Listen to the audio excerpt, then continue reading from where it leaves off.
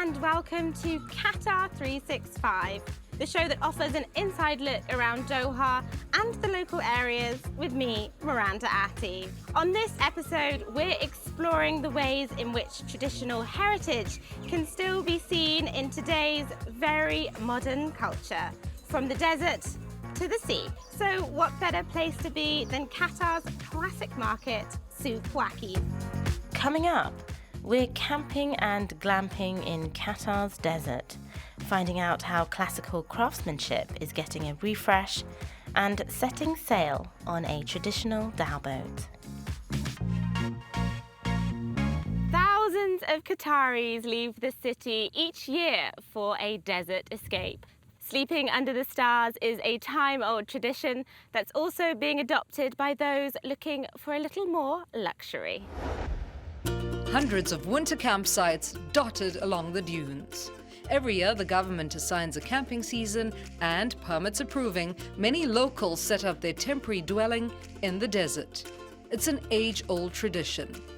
ولو نرجع شوي في التاريخ طبعاً أجدادنا هم عاشوا هذا الشيء. هم عاشوا فترة الخيام وبيت الشعر، نقضي اللي هي نهاية الأسبوع في هذا المكان. طبعاً قبل لا يطلع النفط عندنا في قطر كانوا يعيشون هي حياة بيوت الطين، وللأمانة كانوا يعني راعيين، يعني مثل ما تقول في الشتاء تلقاهم في البر وفي الصيف تلقاهم مع البحر. عندنا هالقعدة والقعدة اللي هنا، وفي قعدة ثالثة صغيرة يعني حق إذا كانت مثلاً كنا الشباب أقل، فأغلب الوقت نستعمل إحنا هالخيمة حق القعدة، سوالف، لعب ورقة طبعاً. عندنا نفس ما تشوفون ملعب الطائرة. And it's mostly a place to come to have family fun, form friendships, and unwind. Not to mention learn some essential skills.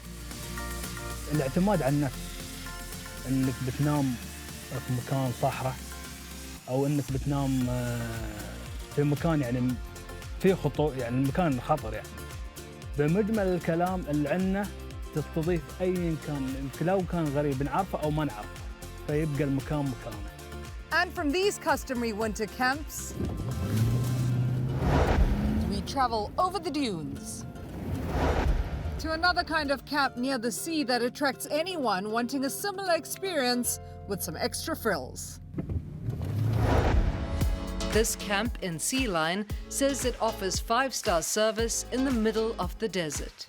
At first, this was just a regular Qatari camp, and later on, in order to meet the demands of the guests, we expanded and we created more sophisticated service for the customers. We have tried to blend the traditional Arabic hospitality with the modern hospitality, and we cater to all types of guests. Within the camp here, we organize different kinds of entertainments, shows, DJ nights, ladies' night. Some choose to camp in a luxurious tent, while others opt for even more creature comforts. I've been camping for simple camp. It was nice, but for sure not like this. We were planning first to go to a hotel. But then I decided, no, why we have to? And in a hotel, you will go, you will sit down, you will have your dinner, you go upstairs to your room, nothing to do. But here you will enjoy till even after midnight.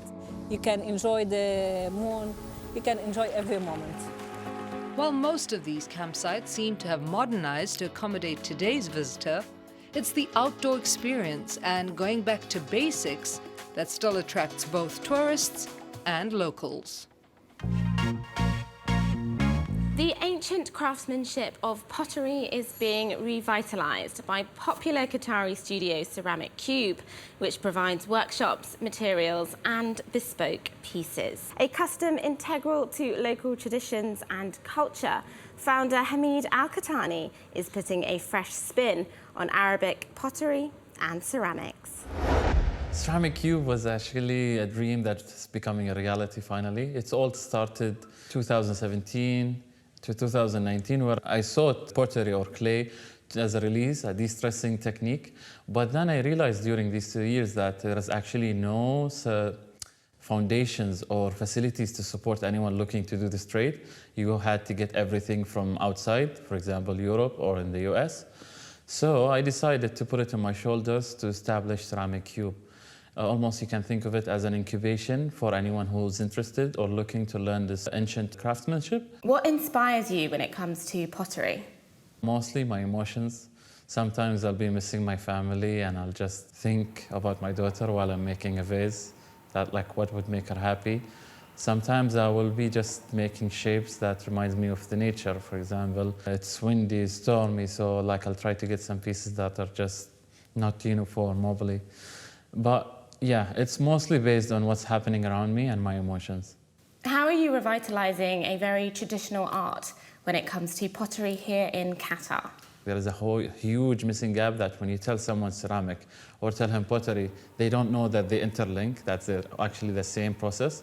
So that's what we're trying to bring, that we didn't lose our craftsmanship. The utilization of it is just changed over the years. So let me introduce you that you can still get back to that old trade by making things that you can use in your normal daily life. You've mentioned it being a sort of a release, it helps with stress. What's the kind of the feeling that you get when you're at the pottery wheel? Come to us one day when you're really stressed, and then we will ask you by the time we are done here, how do you feel mentally? Come to us when you're really excited, and by the time you leave, you are gonna be not excited to the point you go do something crazy, but you will be able to be balanced. So pottery is not that it's really one thing to fix any of your problem or your mood issues, but it's basically something to keep you sustainable, something to give you balance. And I think it just has to do that with the clay. The clay is a natural thing, so think of it as something that relieves all the negative charges from your body when you work with it. And of course, the smoothness of the clay when you're working in the pottery wheel is just it just plays with your sensories to the point you get ecstatic in your head. What does the future hold when it comes to ceramic cube? We would like to see pottery as something that anyone can achieve or aspire to do, just like painting or any other of the artisanal crafts, by making the materials and the resources available. The dream, though, have our own factor that we eliminate all the carbon footprint from the mass production of ceramics by utilizing all the creative people that can be in our community, whether here in Qatar, the GCC countries, or Europe, just so that we replace all these mass production ceramics with something that has a soul and it's handmade. During the 19th century, pearl diving was big business in Qatar. In fact, up until the 1940s, the pearl trade accounted for a major share of the economy, employing nearly 50% of the population. Divers would sail across the ocean in these sailing boats known as Daus.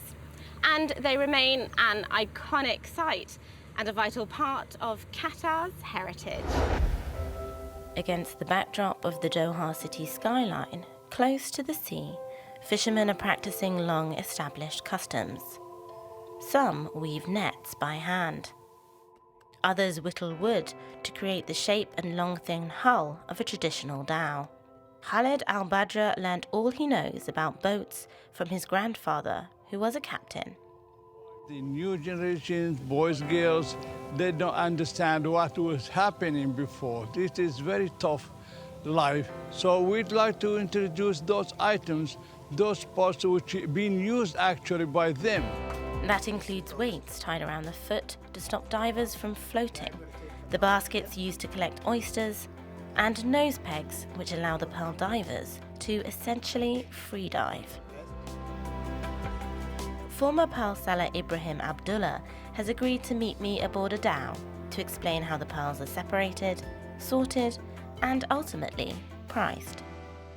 فيروح الطواش قاعد يفرزه يدور حتى شيء عنده في جمع ويفرز كبار صغار عند الاخر مثلا يبي يشوف اذا كان وحده سليمه ولا شيء ياخذها كذي ويشوفها يعني ما في خدوش ما في شيء سليمه بالطريقه هذه لان البعين المجرده ما يمكن يطلعها بس ممكن تشوفين كذي تشوفينها.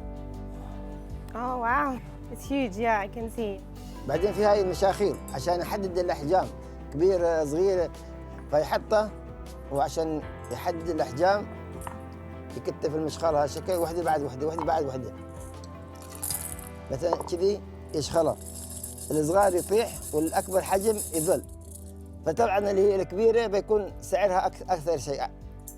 وبعدين عندك مثل ما تقولين الميزان حطه بالميزان ويوزنها شكل هذا الميزان. بعدين يتفقون على السعر. In the past, dhow boats like this would go on pearl diving missions that could last for months, bringing back sparkling jewels and riches. Now the boats are hired out by tourists and locals alike, eager for a slice of history and to enjoy a sometimes windy day sailing on the Arabian Gulf. الضيوف اللي يجون على دولة قطر زين لتعليمهم شنو ثقافتنا، شنو هذا المركب الخشب، شنو الاشياء اللي عاصرها في الماضي من امور لما يروحوا اجدادنا الاولين يروحون على البحر يتمون بالاربع شهور 5 شهور 6 شهور يتموا بالبحر. شنو الاشياء اللي عاصروها في صيد السمك، شنو الاشياء اللي عاصروها في البحث عن اللؤلؤ. فنحاول قد ما نقدر ندعم هاي السياحه والحفاظ عليها للمستقبل الأجيال اللي بعدنا واللي بعدنا واللي بعدنا فيها. Pearl diving is no longer a primary source of income, but it's clear the ocean, fishing, and of course the dhow boats themselves still hold a special place in the culture of Qatar. What an adventure from duneside camps to sea-borne dhows. And that's all we've got time for on this episode. But if you have any questions, just reach out via our hashtag Qatar365. Thanks for watching. Do check out euronews.com for more and join us again next time on Qatar365.